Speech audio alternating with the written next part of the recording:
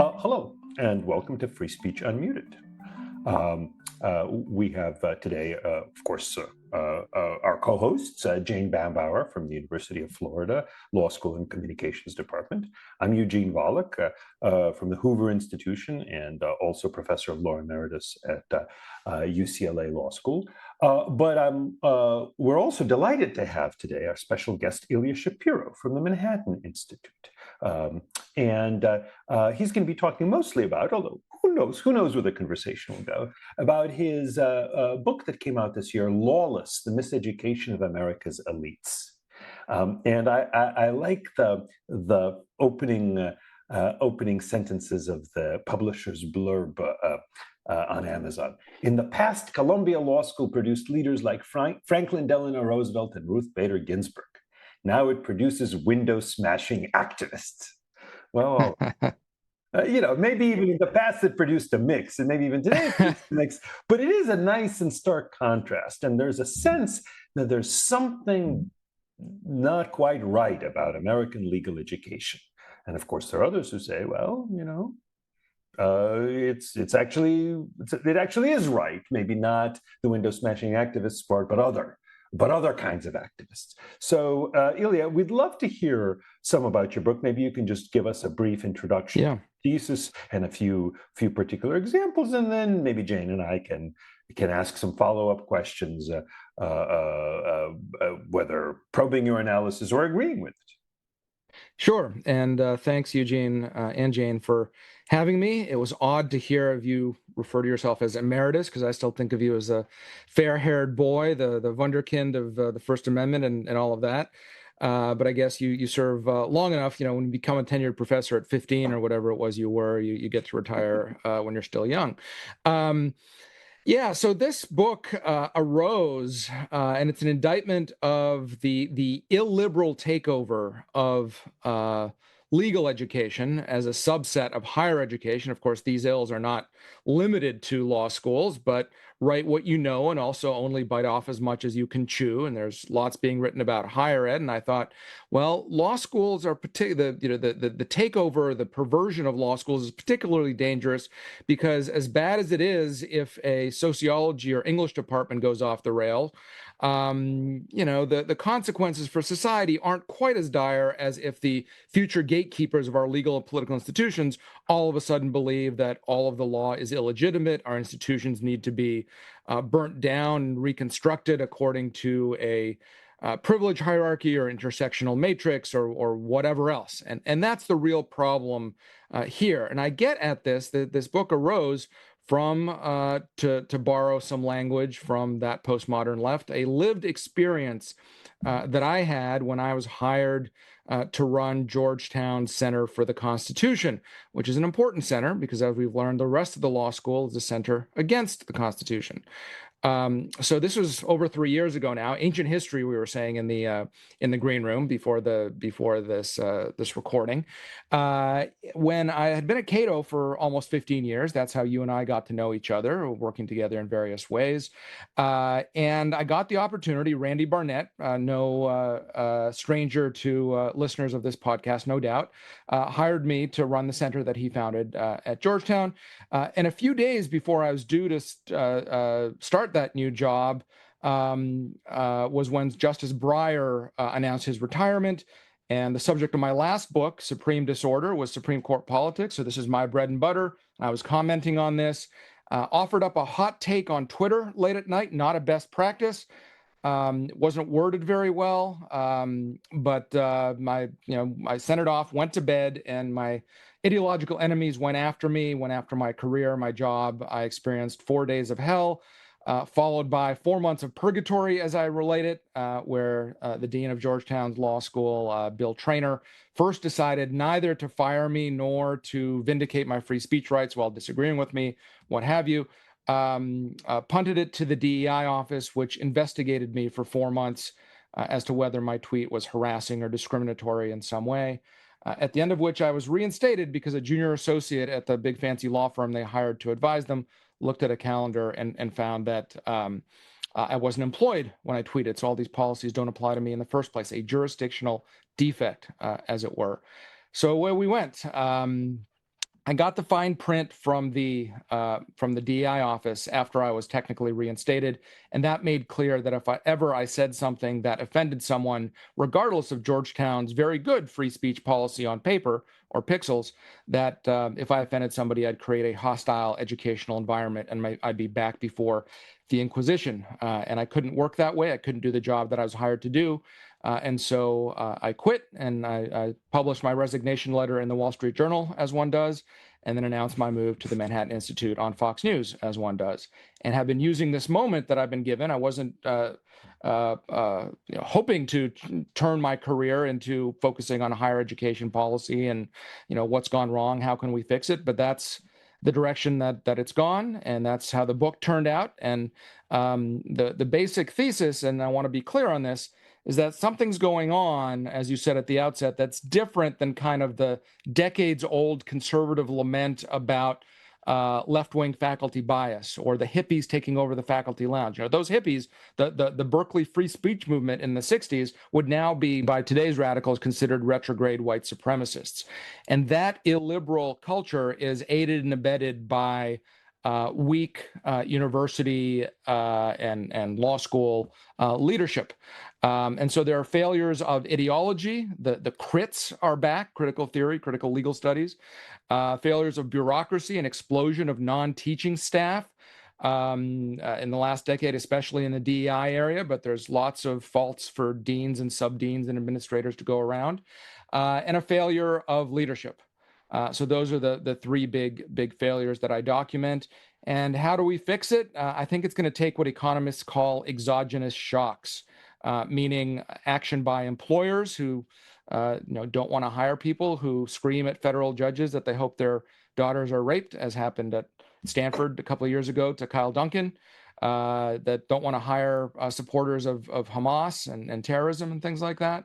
It'll take action by state legislators who, for public systems at least, can decide to defund offices that are counterproductive, just the same as they decide, okay, this is going to be our tech school, this is going to be our liberal arts school, things like that. It's going to take action by, now we see the federal government, because of course, follow the money, and there are strings attached to federal funds. And we can talk about that, the actions the Trump administration has taken. My book came out a week before the inauguration, so none of the latest developments are accounted for then, but certainly it's nodded at. Great. Well, it sounds very interesting. Since you brought up the Georgetown incident, I do think for our listeners' benefit, we need to get the specific details. You said it was an inartfully worded tweet. Can you tell us what it was? Sure. Yeah. So this was, again, after Breyer announced his retirement, Joe Biden quickly said that he would maintain his campaign promise to appoint a Black woman to the Supreme Court. Nothing wrong with that, of course. But I thought you shouldn't replace limit your candidate pool, whether you're hiring for a janitor, let alone a justice, by race and sex. And so I said that, well, if I was a Democratic president, I'd pick Sri Srinivasan, the chief judge of the D.C. Circuit, very well regarded, progressive, happens to be an Indian American immigrant as well, so checks certain demographic boxes. But given what I called the current hierarchy of intersectionality, he's out and will be left with a lesser Black woman. And it's those three words that really got me in hot water. Got it. I was happy to speak out in that kind of situation. I do think that in support of your academic freedom rights, there, I do think that that in context you were simply describing kind of the identity politics in play there. But I do think it was important for people to know exactly what the statement was and why some people might have been offended by it.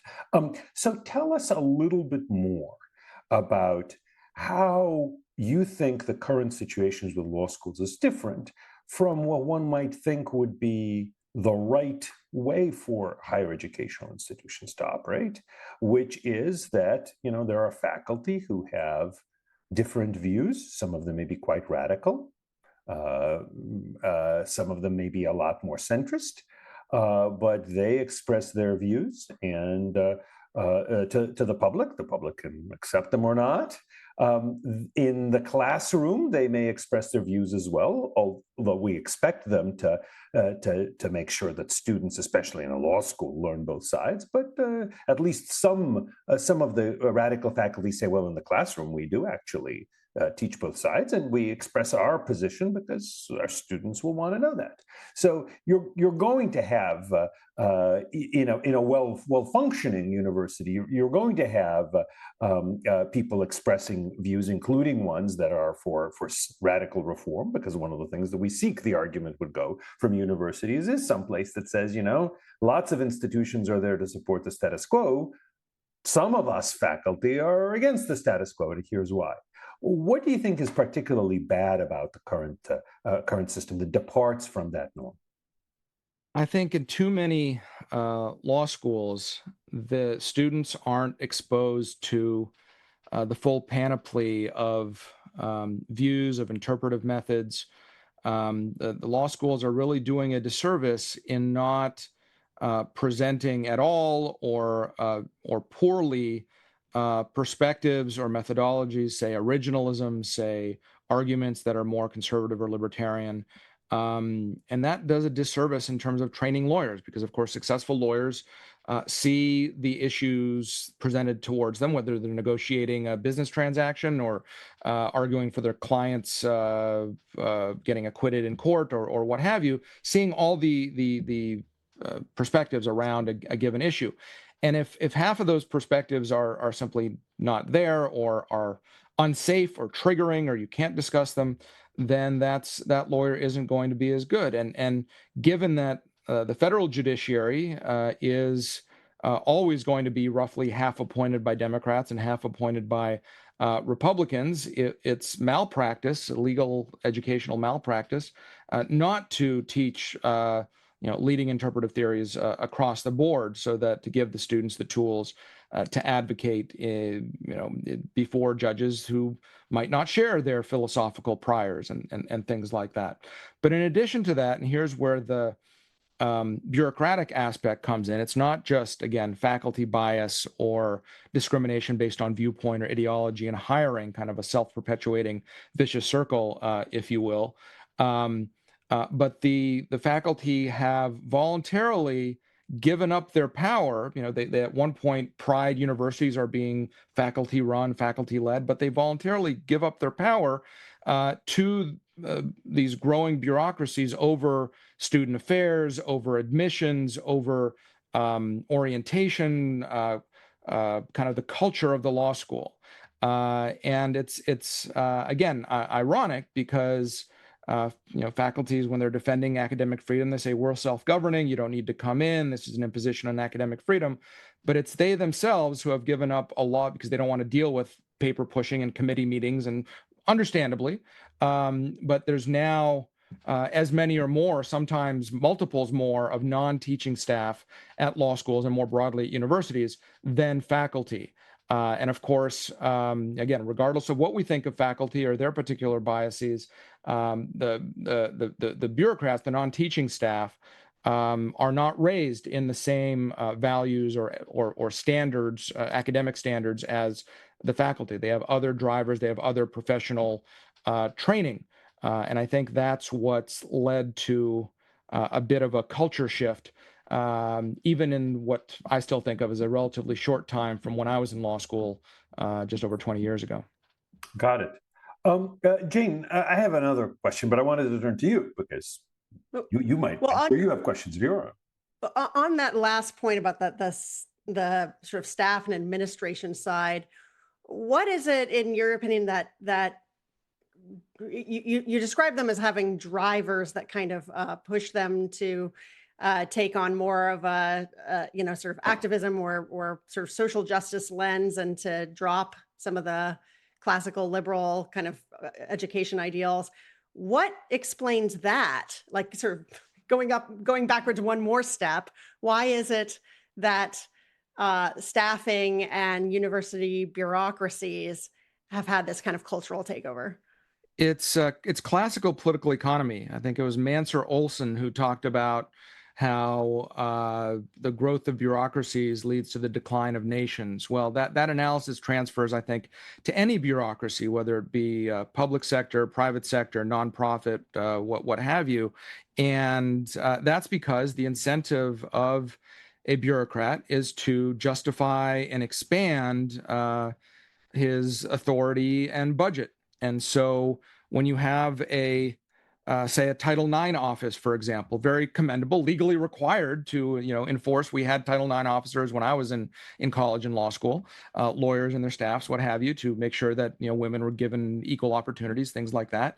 But that grows until you have new offenses being defined vaguely and investigations launched by the same person who then metes out or makes the decision and adjudicates and then metes out punishment. And you have kind of a jurisdictional expansion in that way. And we've seen the same thing with these DEI offices. We've seen similar things with admissions offices, for that matter, where we can talk about, there obviously a lot of political argument about racial preferences in the Supreme Court opinion in Students for Fair Admissions versus Harvard.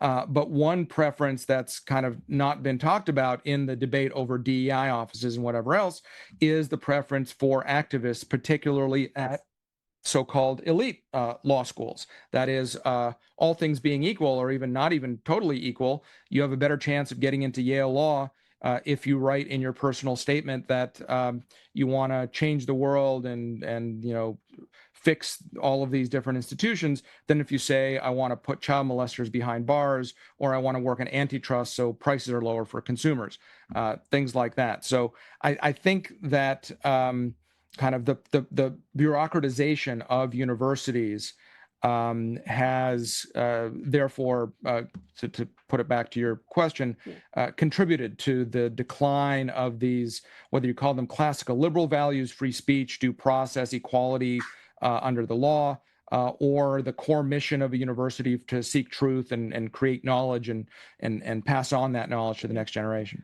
Well, so why is it, though, I take your point about the bureaucratization, but what also seems odd, though, is that they have all bureaucratized and created fiefdoms that push in the same ideological direction. Why is there not, why is there not roughly half the universities, or roughly half the sort of offices, new administrative offices in the universities that are bureaucratizing, but in a way that's sort of more law and order and more, right-leaning, sort of traditional style of illiberalism? Well, because presumably people who think that way don't want to grow bureaucracies, don't want to start imposing and speech codes and evaluating violations thereunder, things like that. I think people with different proclivities might be motivated to pursue other functions. It's why I think there's more conservatives in engineering faculties than in sociology faculties, things like that. But, human nature being what it is, I think it should be unsurprising how often conservatives want to restrict speech as well. I mean, we're seeing that, for example, with the Trump administration deporting aliens, including students who express anti-Israel views, including ones where at least nothing they overtly say is terrorism as such, and is just kind of anti-Israel or opposed to Israel's current campaign in Gaza. Likewise, you see the Trump administration going after law firms based on the views that they've expressed in various contexts. So, there are people on the right, of course, who value free speech. There's some on the left who value free speech. There's some on the left who want to restrict speech they dislike. There's some on the right and in the center and elsewhere. So I wonder if there's more to it than just conservatives don't want to impose speech codes. I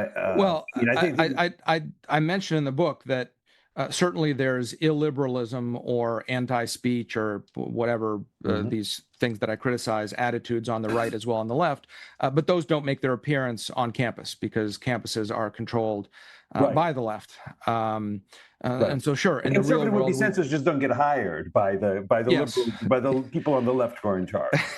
I mean, is it because there was always kind of a liberal, a progressive that is tilt on the left in the universities since the 60s or before? Since the Is it just kind of 60s, I think, because yeah. before then, universities were thought of as more conservative institutions. Remember, this was a time when, university educations was largely the province of the elite and of the rich and things like that. So the democratization of higher ed, to a fault, where now you need a bachelor's degree to, have a job at Starbucks or something like that, I think it's part of that trend. And Eugene, we can discuss the specific examples you mentioned. I think the law firm example and the immigration example are quite different, because one actually is going after speech, one is doing something else. But certainly there is a proclivity to try to control speech on both the left and the right, which is why our friends at FIRE, Foundation for Individual Rights and Expression, are doing the Lord's work, even if I sometimes disagree with them. I mean, heck, I sometimes disagree with myself, but FIRE is pretty close to people who I almost always agree with. Well, what they say, 3 Jews, 4 opinions. So right. For you and for me, it could be 1 Jew, 2 opinions. Yeah. In fact, that's a valuable thing in a scholar. One should be absolutely sent from should one's be arguing own. with yourself. Exactly. So actually, if I could though follow up on one other question, returning to your point earlier about students not being exposed to enough of certain views. So I do think we have a very good sense that there are a lot of faculty at law schools who are very much on the left, and not just traditional liberals, but considerably further left than that, because they speak out as they're entitled to. We may have a sense that if you look at the faculty that we are acquainted with, we can count on the fingers of one hand the number of people who are seen as conservative or Republican. So we might say there is, in fact, disproportionately people on the left on faculties. It's harder to know what's going on in the classroom, because it may very well be that some of the faculty members, whether left or right, but including those on the left, are quite careful to try to teach students all possible, I shouldn't say all possible, but all the perspectives that they're going to need to know in law practice, all the viable ones. So just like in my class, I'm generally known as a First Amendment, not quite maximalist, but at least having a very broad view of free speech rights. But in my First Amendment class, I've always tried to make sure that students understand the pro-restriction position as well. I don't know, maybe I didn't do a great job of it, but it's hard to know just based on my published writings whether this is so. So tell us something about the evidence that you have as to what is actually being taught in the classrooms and the extent to which that might indeed be inadequate for training future lawyers. Well, it's hard to measure this because, what are you going to do? Record all professors or a substantial sample and then grade them according to some purportedly objective criteria that different people can interpret differently. So it's a hard standard. The best evaluation of this that we have are, I think, FIRE, along with the Knight Foundation does, or the College Fix. A number of organizations do this polling of on campus, not at law schools, but on undergraduate campuses, about whether students feel comfortable speaking out in class, about which subjects do they feel comfortable expressing themselves in a way that they think disagrees with the professor's opinion in a paper, things like this. And those scores, those metrics are worrying and going in a not a healthy direction. It seems. Anecdotally, I travel a lot. I give probably 50 talks at law schools or other university settings a given year, maybe more than 50. And I talk to students, and there are some professors that, even though they're well known to be of a particular political slant, they're seen as being very fair. There are others that students tell me, we just know not to take that person's classes because not only are we not going to get a good perspective, but we have to parrot the professor to get a good job, to get a good grade. That's simply well known. So there's the academic culture in all too many places, I think, is just not healthy. How much of the results in those night and fire surveys do you think are explained by the students being nervous because of their peers?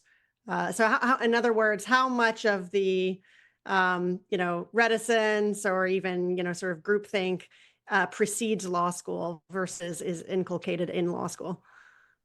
It's a very good question. And you could say the same thing about college, is that coming from high school? And the answer is yes, all of the above need to be, reformed in various ways. But the curious thing about, student social pressure, and nobody is going to, or at least nobody should, make a federal case about, well, if I express a particular opinion, I won't be invited to the cool kids parties. Sorry, you don't have a civil rights claim for that. But it does become a problem if expressing the right opinion then means that your peer reports you to the bias incident response team, and then you have the university investigating that complaint. So that's where even, peer pressure becomes an issue if there's institutional backup for the idea that certain views shouldn't be, or certain topics even shouldn't be broached. So if I could turn matters a little bit to the free speech issue. Now, just for the benefit of our listeners who might say, wait a minute, where's the free speech here in the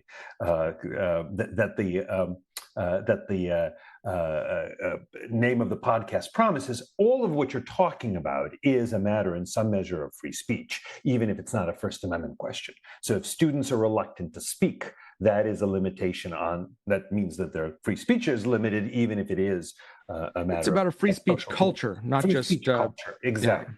Yeah.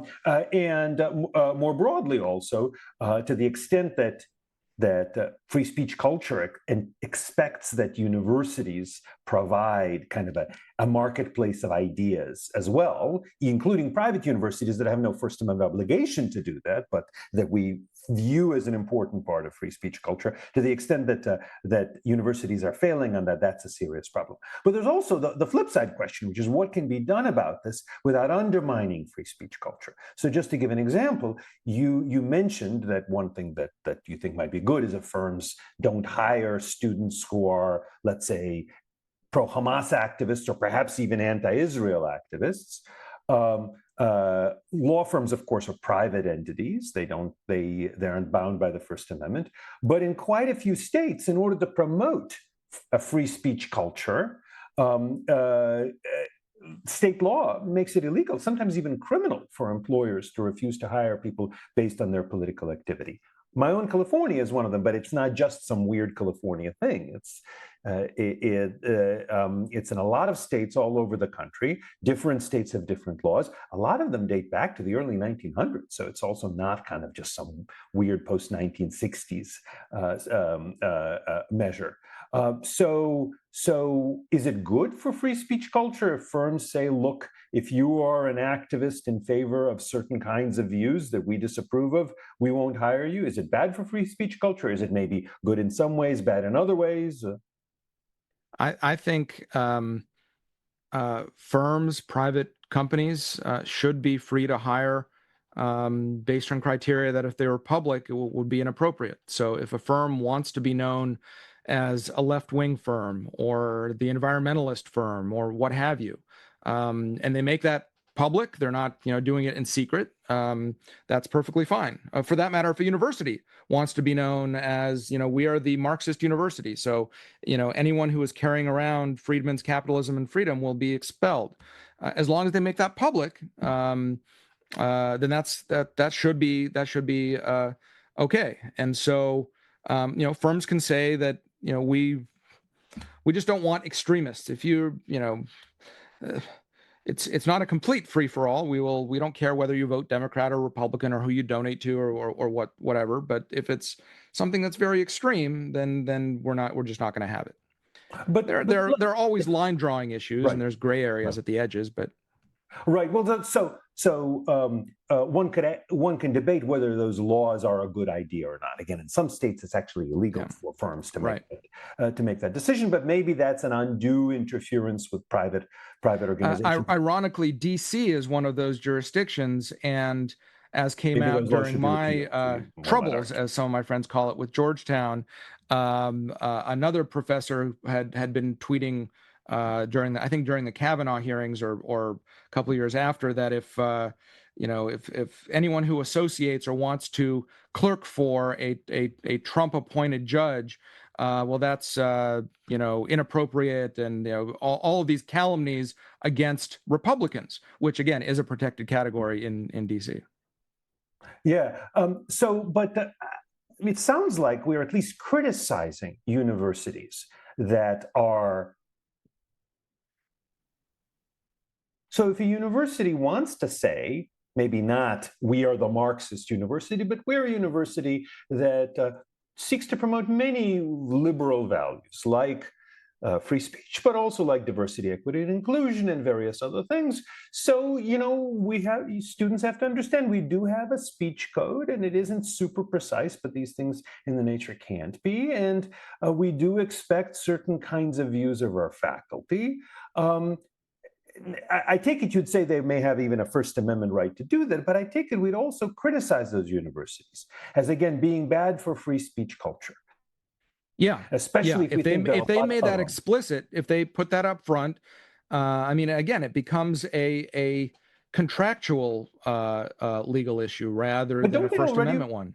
But don't already a lot of universities do make it up front? I mean, their speech codes are not secret. They're out there. They're written down somewhere. They certainly talk a lot about diversity, equity, inclusion by their actions in threatening to fire people or allowing certain kinds of student protests and such. They are further conveying that they're trying to that they're willing to restrict speech. Yet I think we still criticize them, right, for not being sufficiently attentive to free speech culture. We might say you have the right to do this, but we think it's narrow-minded of you. We think it's bad for legal education. It's bad for the future of lawyering, right? Or I don't think in the case of law schools we really have that, and the problem is this area of what the policies are on paper has improved a great deal, in part due to FIRE's good works, in part just due to better practices in university general counsel's offices and things like this. The problem is that they're enforced in the breach, and that was certainly my experience at Georgetown, where the free speech policy, as I said, is pretty good, and you would seem that it was an open and shut case, but in a lot of places, it doesn't make clear that you have broad free speech and you can't be investigated or disciplined for pure speech, unless you say something that offends someone based on a protected category. That policy I don't see that written down. Got it.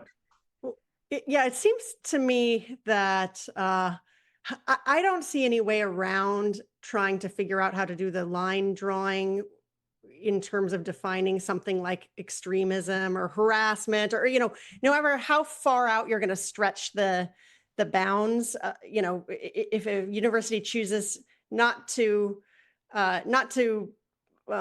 prohibit sort of offense, but they do choose to prohibit harassment, then I think there's still a great risk that the university will define and interpret harassment differently depending on the message.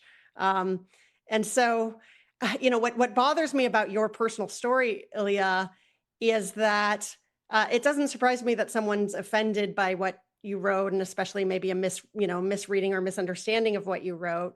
But it's just all three of us, and probably our listeners too, can readily remember tweets that were, equally, in fact, far more extreme from coming, from a progressive point of view, that didn't, that weren't acted on, and that weren't, in fact, they sort of are expected within the university culture. Yeah. So, another white man hired for no good reason, that kind of tweet, I can, just, so it seems to be, I don't think unless a university goes with speech is speech is speech, and we just have no limits, I think inevitably the content and uncomfortable questions that arise from whether we're enforcing it fairly are going to come in. Do you agree? Well, there is a Supreme Court case, Davis, that talks about harassment in the employment context, which means severe and pervasive behavior of various kinds. Has to be targeting a particular person as well, I think. So there are standards. There facts. Each case is going to be heavily fact specific, certainly, but there are standards out there. I think what's lacking, even in strong speech protective policies, is what John Hasness at Georgetown, and he was on their committee to reform their speech policies, was a lack of a safe harbor that says if your complaint is purely about speech, no action involved, no conduct or whatever threat, then it's dismissed immediately. And it's that kind of a lack of a safe harbor that I think leaves room for mischief in the sense of uneven enforcement by administrators. But do you really think that a school could allow a law professor to use a racial epithet? So it's just pure speech, but it's just, the N word directed at a person or something. There must be some cases that are pure speech that would still directed at a student is different than that would be harassment, I guess. Well, Keith Whittington's wrote what I think is the gold standard in terms of extramural speech protections for faculty, basically saying, like that, who was it, the Columbia law professor, Russell, whatever his name is, who was spewing all that vile after October 7th. We can criticize him, but I'm not sure he can be fired for, again, his extramural speech that's offensive in a whole host of ways. So I do want to mention one thing. The Davis case was actually an education case. It applied employment harassment standards to education. But I do think one thing, setting aside what universities may choose to do, is there is this very potentially broad, although often in practice not very broad, and generally quite vague body of hostile environment harassment law that universities are supposed to enforce, as well as other employers are supposed to enforce. They're supposed to prevent speech that is severe or pervasive, or perhaps severe and pervasive. We don't even know exactly what that standard is for sure, enough to create a hostile, abusive, or offensive educational environment based on race, religion, sex, sexual orientation, national origin, and such. We're seeing it now in, for example, some of the lawsuits against universities for tolerating anti-Semitic speech, or even just anti-Israeli speech, because after all, whether or not anti-Israeli speech is anti-Semitic, it may still be offensive based on national origin to Israelis and Israeli Americans. And courts are beginning to recognize that, at least not when it comes to, again, to private universities' own private decisions, but when it comes to the threat of liability under hostile environment harassment law, there needs to be some First Amendment safe harbors.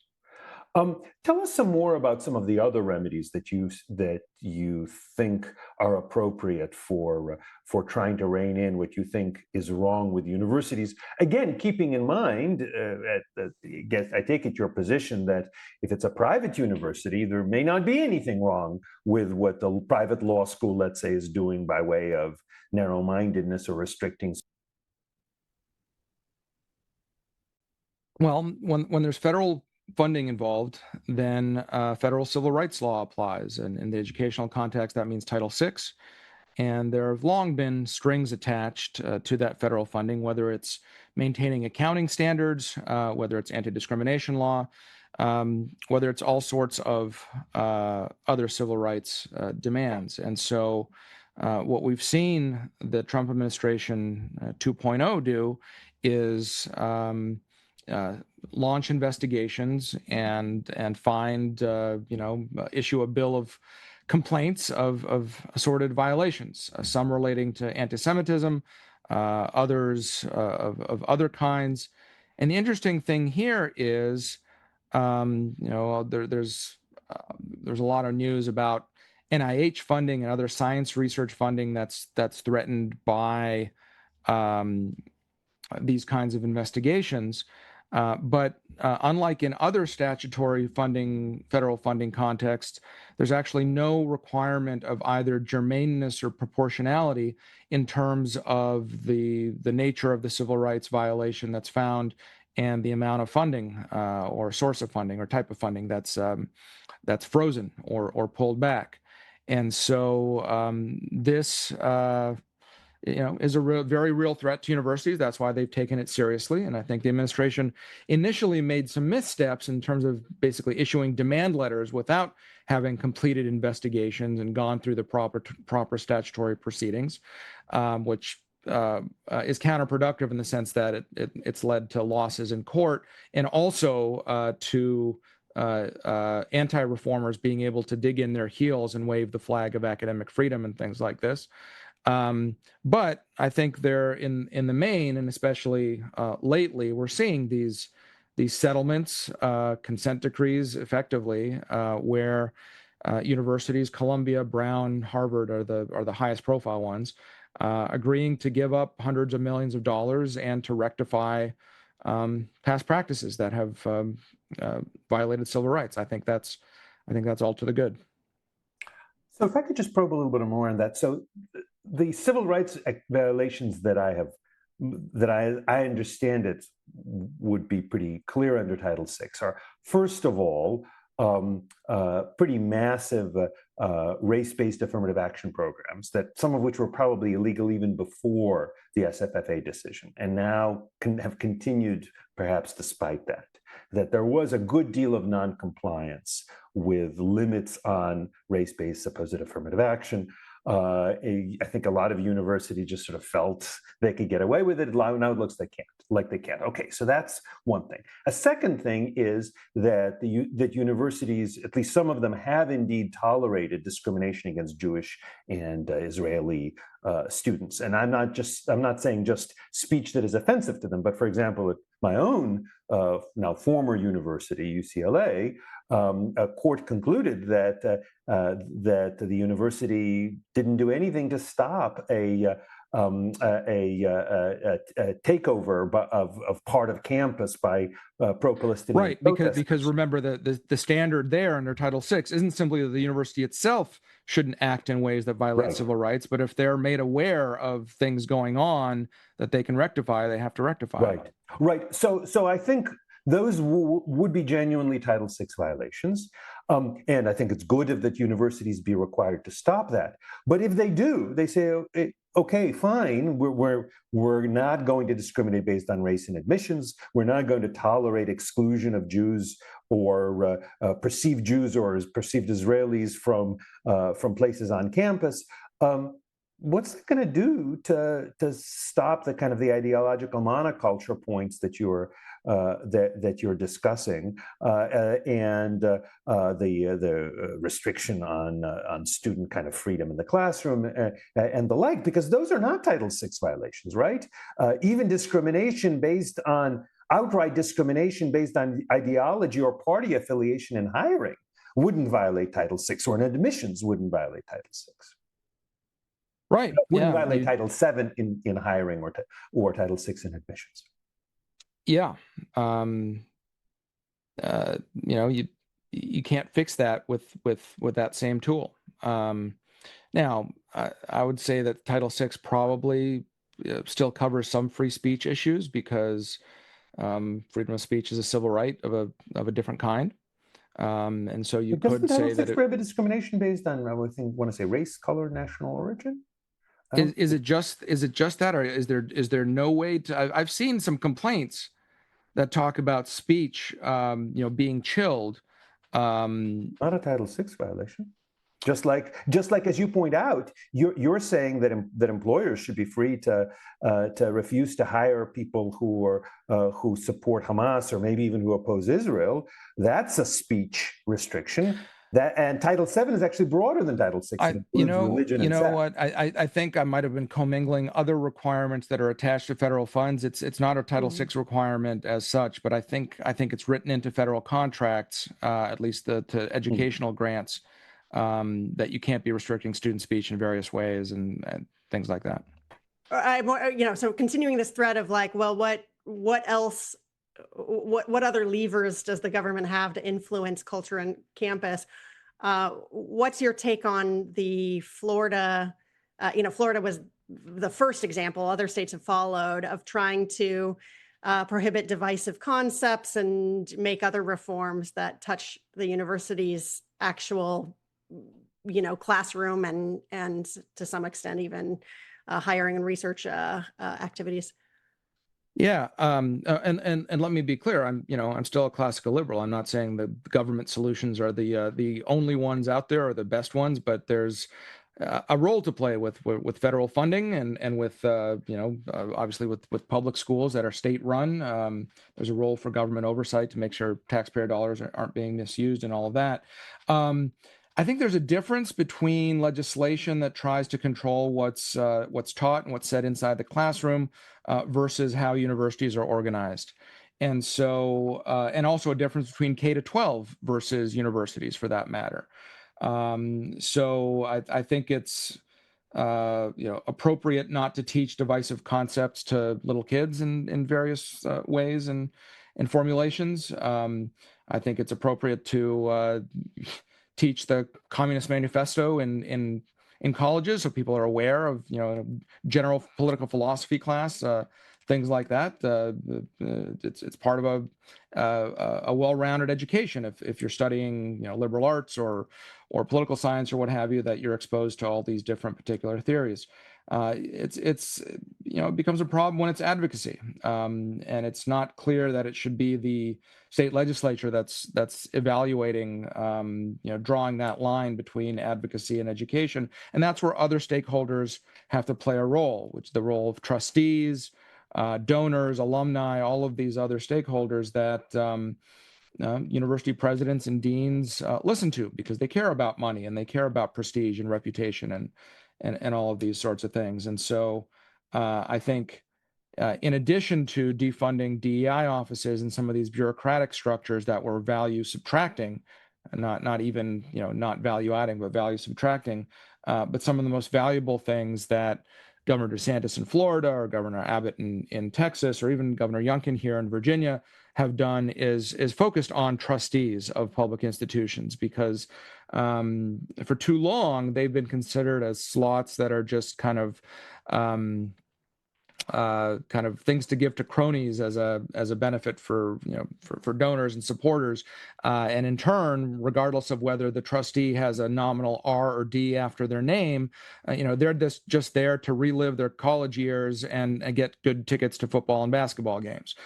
That's not the right way to conceive of trusteeships. These are just as much agenda pushing slots as a governor's nominee to Deputy Secretary of Health or Solicitor General or other, state officials. And so I think there's room to use that authority to encourage better governance. Ilya, this has been tremendously interesting. You've thought obviously a lot about these issues. We have too, because we've been faculty members, but we've just had to think about it mostly for there's one other thing yes. I want to mention, because a lot of law school deans, as I've been making my rounds, both since my book has come out, of course, but even before, talking about these issues, and deans have come and sat in on my talks and discussions and whatnot. And they come up to me afterwards and they say, okay, we got it. We can't allow hecklers' vetoes. We can't allow people to disrupt speakers. Got it. We're enforcing our rules. That's an easy one. What else should we be doing? And I say, look, you can't just rely on the Federalist Society to be the only group that brings in speakers that say something different that the students haven't heard before. You should have a dean's series, not just of outside speakers, but of, regular panels of faculty that model what it is to disagree on controversial issues, be they civil rights or constitutional things or regulation of AI or other things where lawyers can disagree. I think there's just not enough of that on campus these days. Yeah, Ilya, funny you should say that. I entirely agree with that proposal. I have pitched it before.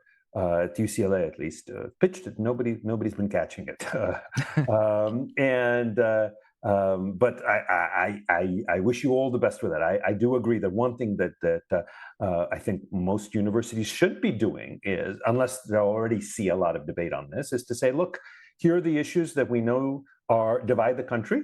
They are important issues. We see that they're not being discussed on campus, whether at a university or a law school. It could be transgender athletes in women's sports. It could be abortion. It could be affirmative action. It would be whatever else. If there aren't any debates that are happening, we will put on the debate. We will put the schools imprimatur behind it. We'll say, look, we're doing this because we want you to hear both sides of this, whether you agree with it or not, whether we agree with one or another side. This is obviously a tremendously important issue. You can't be a good lawyer if you haven't heard both sides from the advocates, and you can't even be a good advocate for your own cause if you don't understand the best arguments on the other side. So I entirely agree with you.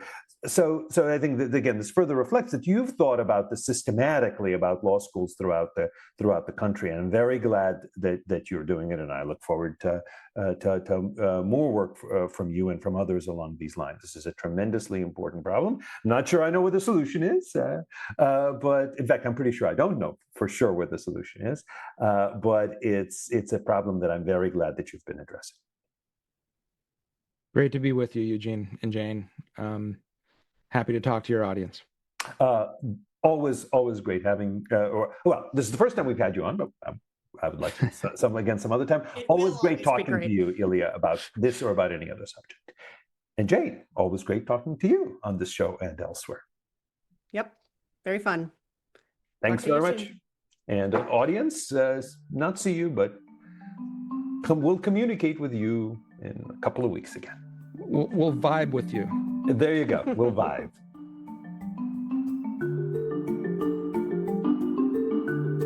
This podcast is a production of the Hoover Institution, where we generate and promote ideas advancing freedom. For more information about our work, to hear more of our podcasts, or view our video content, please visit hoover.org.